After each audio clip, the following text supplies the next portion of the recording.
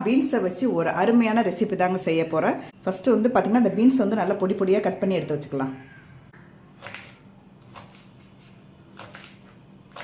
நல்லா பொடி பொடியாக பீன்ஸை கட் பண்ணிட்டா இப்போ கட் பண்ண பீன்ஸை நம்ம வந்து வேக வச்சு எடுத்துடலாம் இட்லி அண்டாவில். இப்போ வந்து நம்ம வந்து பீன்ஸ் வந்து இதில் கொட்டிக்கலாம். இப்போ வந்து நம்ம மூடிடலாம். ஒரு 2 மணி நேரம் ஊற வச்ச கடலைப்பருப்புங்க இது. இந்த கடலைப்பருப்பை நம்ம வந்து மிக்ஸி ஜாரில் சேர்த்துக்கலாம். நல்லா ஊறி இருக்கணும் கடலைப்பருப்பு. கடலைப்பருப்போட 2 பச்சை மிளகாய் சேர்த்துக்கிறேன். அதுக்கப்புறம் 1 ஸ்பூன் வந்து சோம்பு சேர்த்துக்கலாம். இதை வந்து நான் வந்து அரைச்சிட்டு வந்துடுறேங்க. ரொம்ப மையாக அரைக்காமல் கொஞ்சம் குறகுறப்பாக அரைக்கணும். அது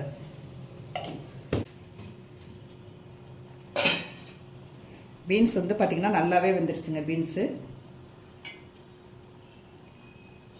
வந்து நல்லா வெந்துருச்சு.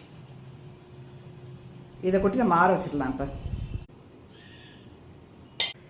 ஒரு 2 ஸ்பூன் நான் வந்து எண்ணெய் சேர்த்துருக்கேன். இது கூட வந்து பார்த்திங்கன்னா 1 ஸ்பூன் வந்து கடுகு சேர்த்துக்கலாம். கடுகு, உளுத்தம்பருப்பு, அதுக்கப்புறம் கொஞ்சம் ஜீரகம் சேர்த்துக்கலாம். ஒரே ஒரு காஞ்ச மிளகாய் கிள்ளி போட்டிருக்கேன், அதை சேர்த்துக்கணும்னா கருவேப்பிலை சேர்த்துக்கிறேன். இப்போ வந்து நம்ம வேக வச்ச பீன்ஸ் இது கூட சேர்த்துக்கலாங்க.